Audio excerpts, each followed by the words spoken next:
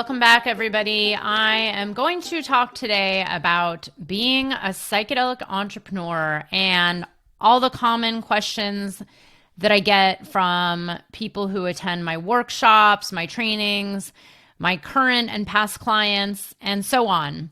So I will go into what is believed to be the necessary and future careers in the field of psychedelics and what you need to make this your career or your business. So first of all, I've interviewed Rick Doblin, the founder of MAPS, a few times for my Psychedelic Sacred Medicines Purpose and Business series. And I forgot which one it was, maybe in 2019, when he was saying that there's going to be a need for more and more people working in this realm as psychedelic assisted therapy becomes more popular, more readily available, while it becomes decriminalized and legalized around the country and potentially around the world, let's hope.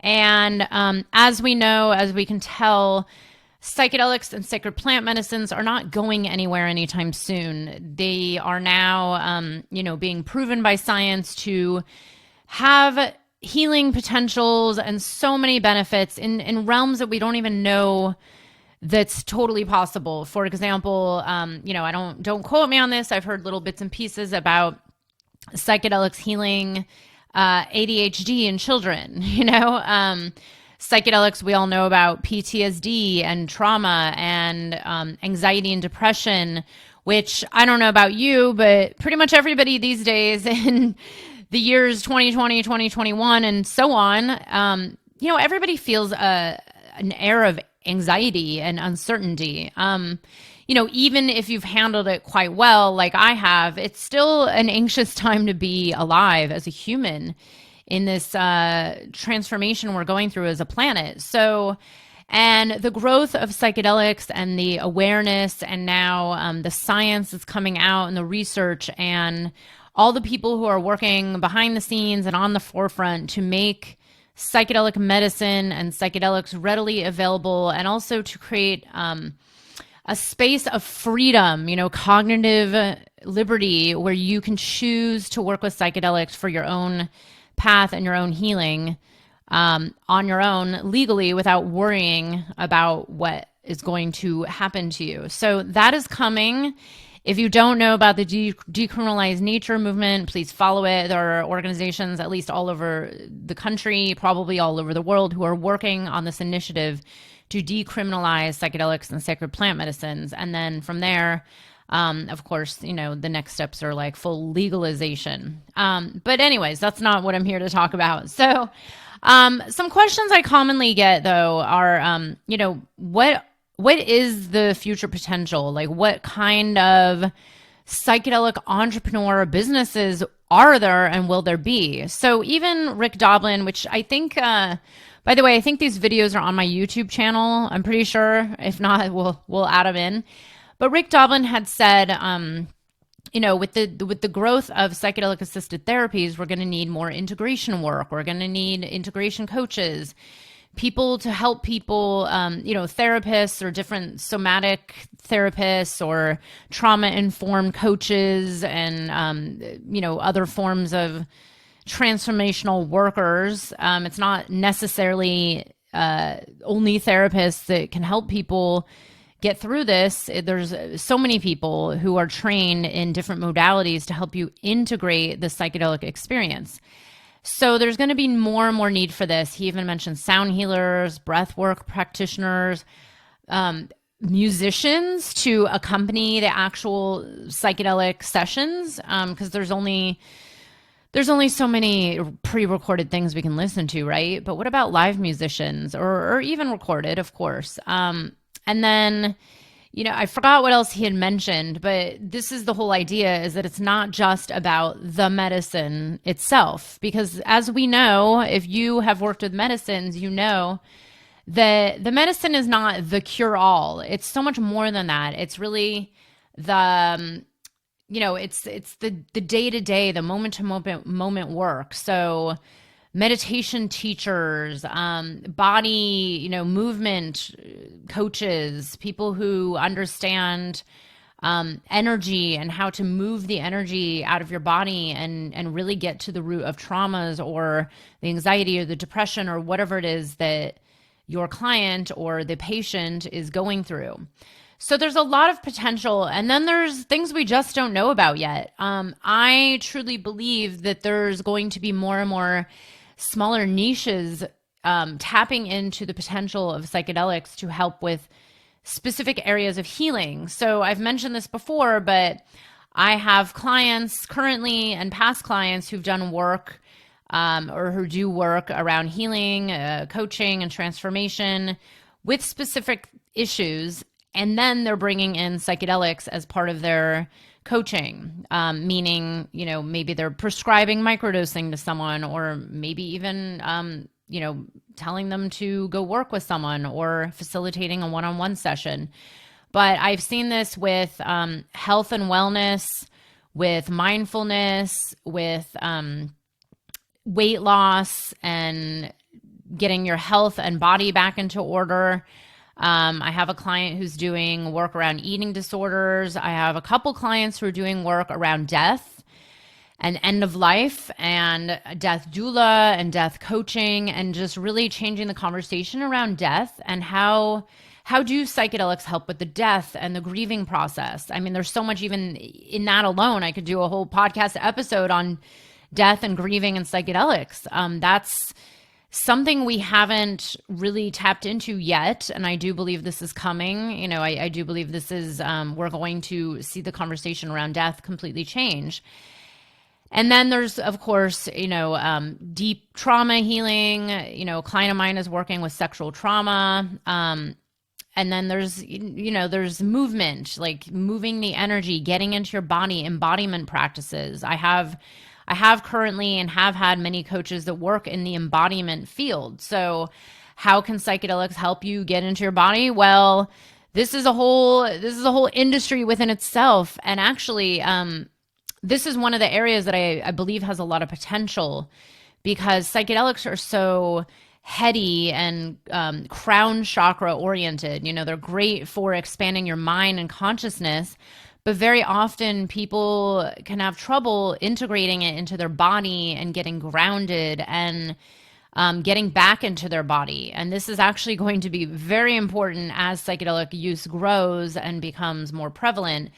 I am speaking about this from firsthand experience. I used to be the most ungrounded person ever. I'm a double fire sign. I'm full of energy. And add in psychedelics and add in my busy lifestyle where I used to live in New York City and work my butt off. I mean, psychedelics were probably, they were the best thing that ever happened to me. But at the same time, it took me a lot to really learn how to ground my energy and get into my body. And that's when the effects of all the psychedelic plant medicine worked and really had a profound impact on my life and my healing and my trauma. And, I could go on. And that's when things really started to shift. So I'm a very big believer in embodiment practices, somatic work, somatic experiencing.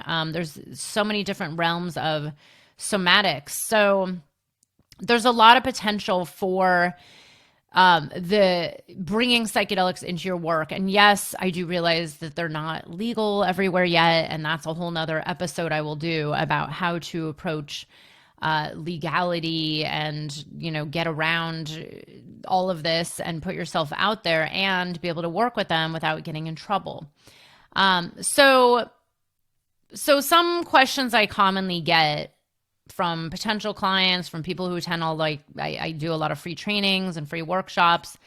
One I get a lot is, do I need a certificate? Do I need to get some kind of certification to become, a psychedelic integration coach, or to be a life coach who also works with microdosing, or be some kind of leadership coach, or, be an embodiment coach, but then my clients work with psychedelics on their own. Like, how do I bring that in? So here's the reality. No one on this planet is out there regulating this, telling you to go get a certificate. And in my personal and professional opinion, It's not about getting the certificate. Yes, there are many certification programs out there. They're all very good. I'm friends with some people that run them. I haven't done them myself, but I have worked with clients who have done them who've said nothing but great things. So there are many certification programs out there. Some are very long, 12 months to 18 months or 2 years, and some are very short, 3 to 4 months. Some are even, I think, a few weeks from what I understand. So I do encourage you to go check those out and do constantly be learning and growing and, perfecting your craft.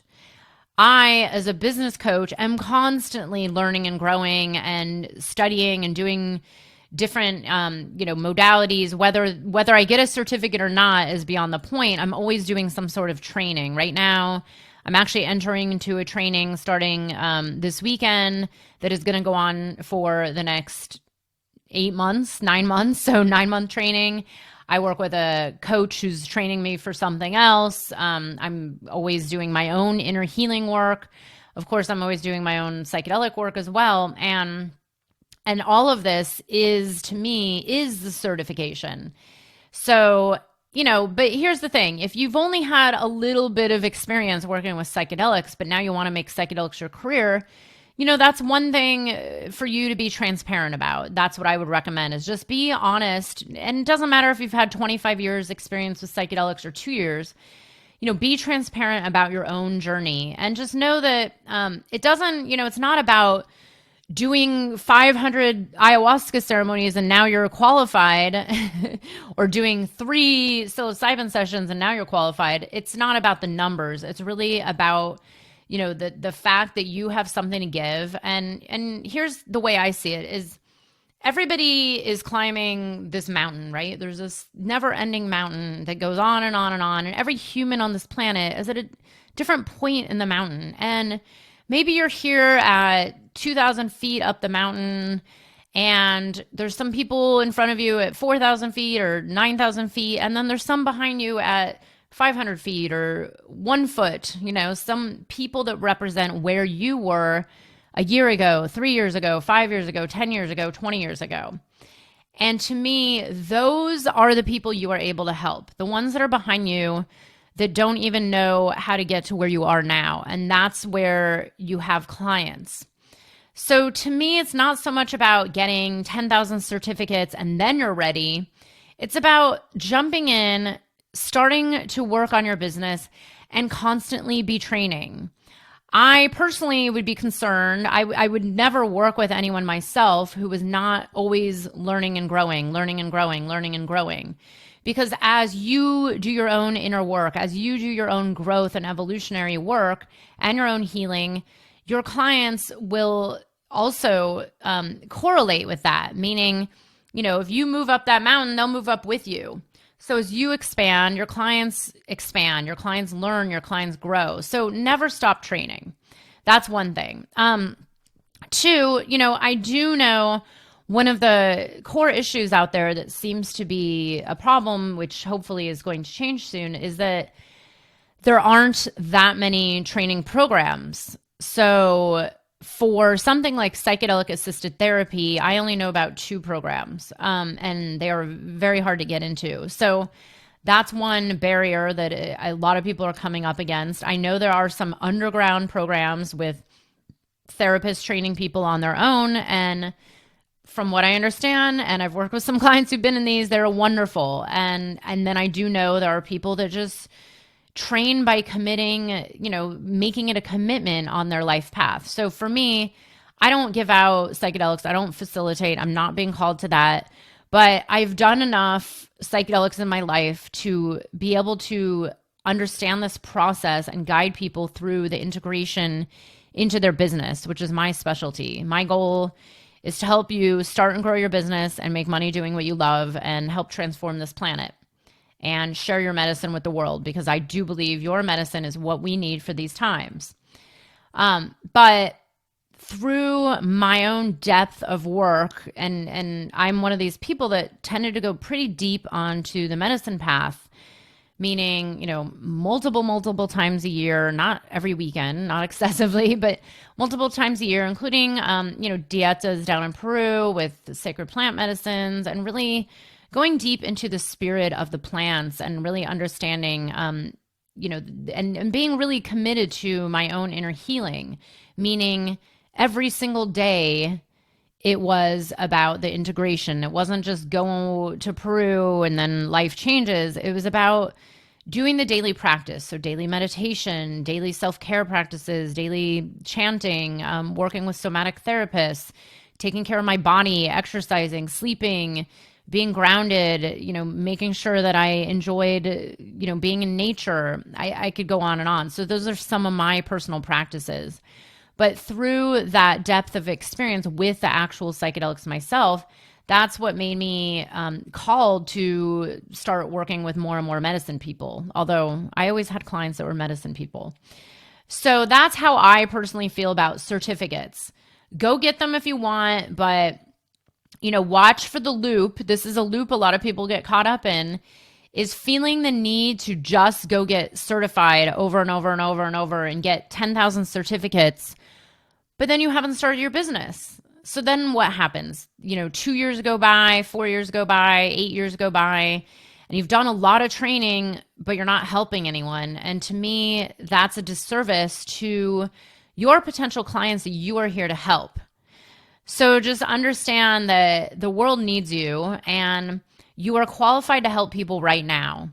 Even if it's maybe not at the level that you want to be at, maybe it's not yet. Maybe you don't do one-on-one psychedelic healing sessions until you get proper training, but maybe you're able to help people with their journey, with their life, with whatever it was that you went through that you were able to help yourself with, and maybe now you can help others. So that's my personal perspective on certificates.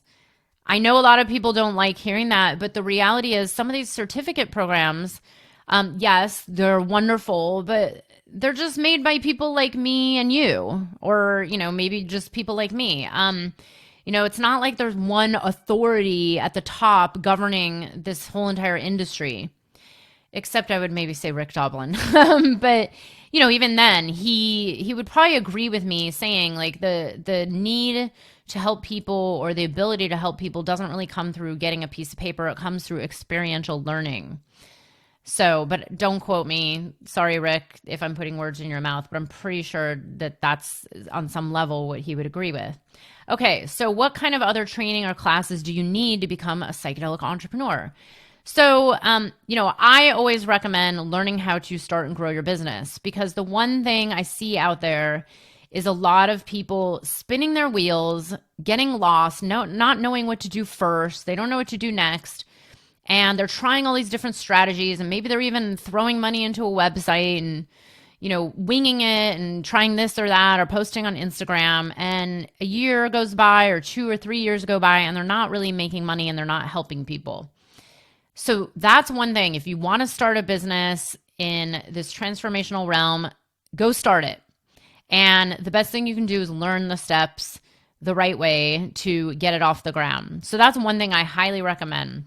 When it comes to other training, this, again, like I just said, you have to really feel into what is it that you want to learn? What is it that you see your ideal clients need or want from you? And also look into your own healing. Like the training that I'm starting now is a training, but it was for myself, but of course it's going to help my clients because I'm going to learn a whole new level of helping people.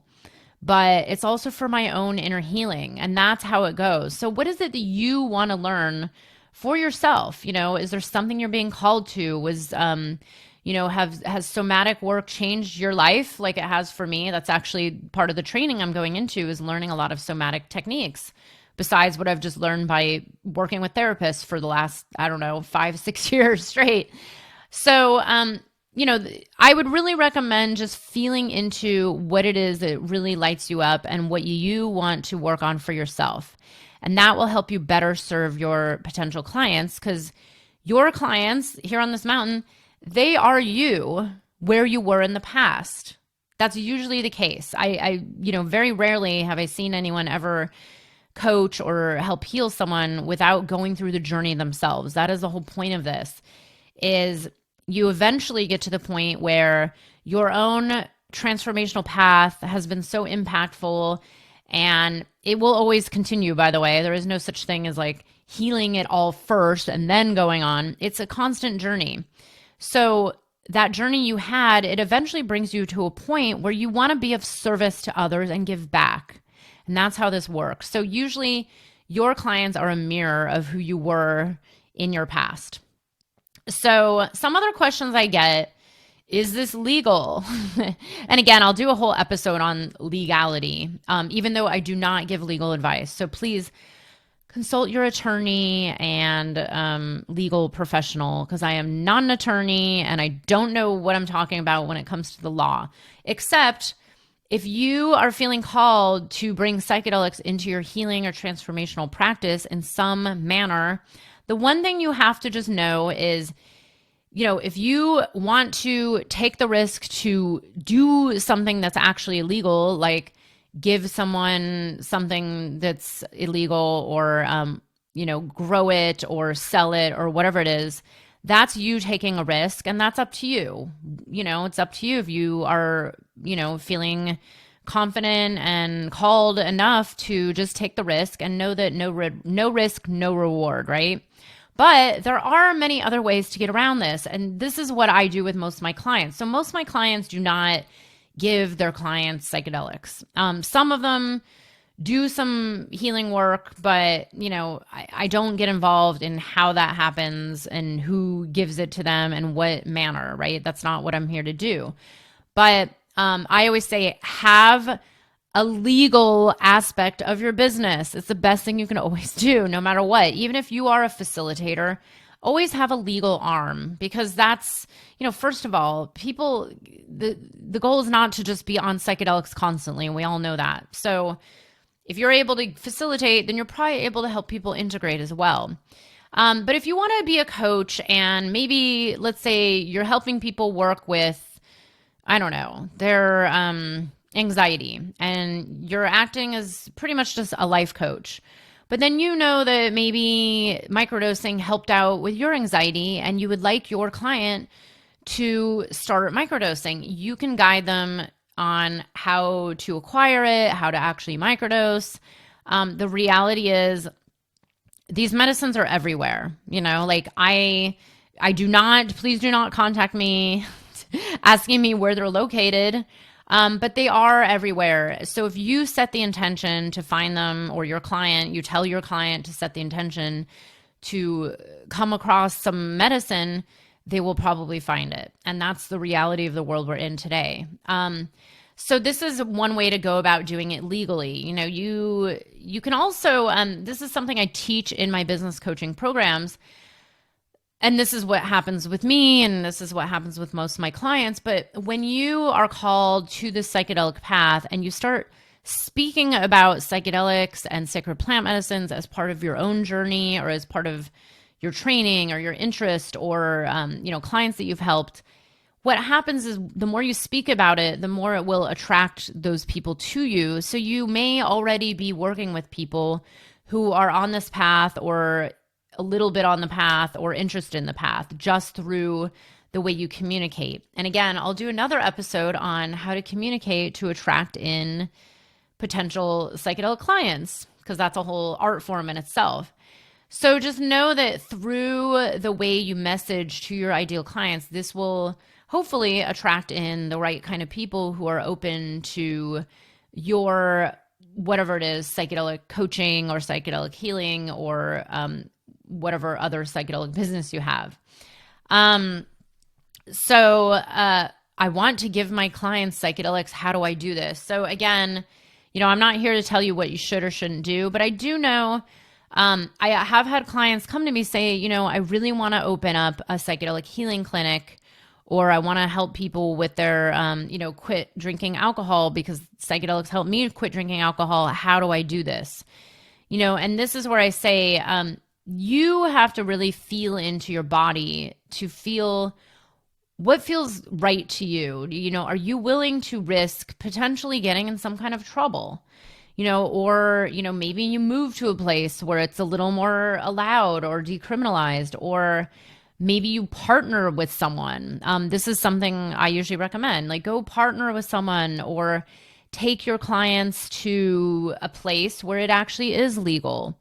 Or recommend a particular retreat center or whatever it is, or, a particular country where then you're allowed to work with it without getting in trouble. So there's always a way. As an entrepreneur in general, entrepreneurs tend to have some risk. That's the whole nature of being an entrepreneur, meaning we're not just working for the man, collecting a paycheck and praying that our, stable job doesn't go away. We are taking a risk by working for ourselves. That's what entrepreneurship is. And, again, if you learn the right steps, the risk becomes lower because then you just are given the right steps to grow a successful business. But generally, that's something you have to really feel into. Are you willing to just take a risk? Or are you going to wait it out and see how the laws change? But, the reality is the world is moving very fast right now, if you haven't noticed. Just in general, with everything, shifting and changing very quickly. I mean, look at our digital currencies that are everywhere. I mean, who knows what will happen with psychedelics? They could be completely decriminalized and legalized within the next couple years, for all we know. We don't really know.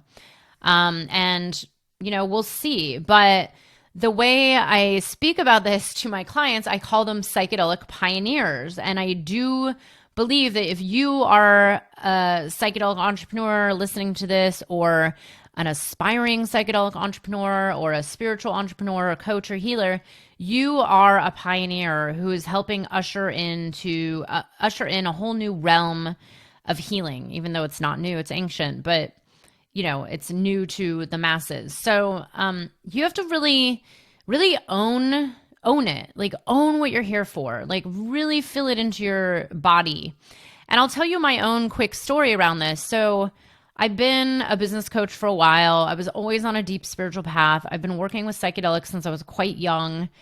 I really dove into them for the last, I think it's been like 8, 9, 10 years is when I got like really deep into more of the personal development and spiritual and healing benefits of psychedelics versus when I was in my teens and 20s, where it was a little more of the recreational side. So as soon as I had these really profound healing and spiritual experiences with psychedelics, my business started shifting. I realized that these had such a profound effect on me in my life that there was a part of me that was being hidden because of the fear of coming out of the psychedelic closet, which I know a lot of people have. A lot of my potential clients get scared to talk about it. But as we are seeing more and more, it's becoming a lot more normalized now, right? Like Michael Pollan published a best-selling book about it. It's on the mainstream media every day. But when I first started getting the downloads, as I call them, as many of you do, it came actually through the medicine. And I had already had a lot of clients who were already on this path, and I really enjoyed working with them because I loved that we were able to speak about their experiences, integrate their psychedelic journeys into their business, into their purpose, into their heart path. And I loved it. And I just kept thinking to myself, well, how do I get more people like this? I had a vision in I think it was 2015 or 2015, sometime around then, that showed me that I was just here to help medicine people. And I was like, well, are there that many medicine people who are feeling called to start their transformational businesses, like coaches, healers, other people doing transformational work? And, I didn't know, but I figured if there was me and maybe a couple people I knew, there must be more. And so I started feeling this desire to speak about this more publicly in order to see if some people felt the way I did. And I knew that if people were working with psychedelics and they were in a misaligned career or a misaligned business or doing work that they didn't love, and they were on a psychedelic path at the same time, I knew that something was going to wake them up so much that they actually had to go make the change. So that's when I knew it was actually doing a disservice to not talk about it, because I knew there were people out there suffering with jobs that they hated or in a career path that felt totally misaligned. And I knew I was here to help them. So when you just really connect deep down into your heart, into what your mission is, what your purpose is, what you are here for, and you connect to that every time you make a decision, that's your guiding light. That's where the golden nuggets will come in. So for me, I started feeling like, gosh, I really need to talk about this, but I was actually really scared. I was scared of, getting my communities in trouble. I do work with medicines in the US sometimes, and I was scared that someone was going to follow me and show up at my door or whatever, spy on me and then like shut it down, or, like the worst case scenario. I was afraid of what people will think. What about the people who didn't even know I did psychedelics, which, yes, I actually had a bunch of friends that didn't really know about this. But then I knew my mission and what was living inside of my soul was much more important than my ego, which is my fear-based monkey mind that was telling me all these stories about, the cops showing up at the door or pissing off my friends or having my neighbors, shove me out of the neighborhood. Like, I could go on and on. So this is what I teach to my clients. This is one of the very first things I teach, is really connecting deeply to what's living inside of you more than all the fears living inside of you. The fears are just your ego-based monkey mind, which wants to keep you safe and stagnant and keeps you living the same life you've been living. But your higher self, which is what is calling you, I believe, your divine self, this part of you that is beyond what you can even understand, people call it many different things, like it's your soul. It's something living inside of you. And there's something coming through. That's what to pay attention to. And if something that's coming through sounds really damn scary or really damn risky, just like I did, I sat on it and I just contemplated it for a while. It actually took me almost 2 years.